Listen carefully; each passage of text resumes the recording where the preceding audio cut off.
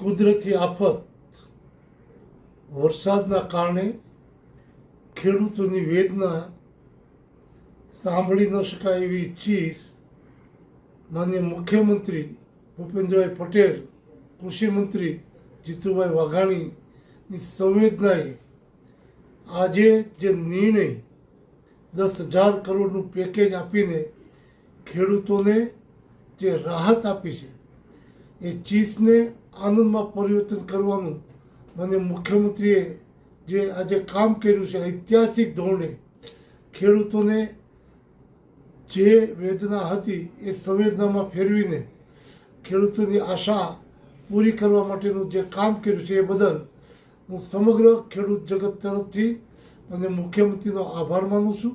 આ પેકેજને આવકારું છું. જીતુભાઈને અભિનંદન આપું છું.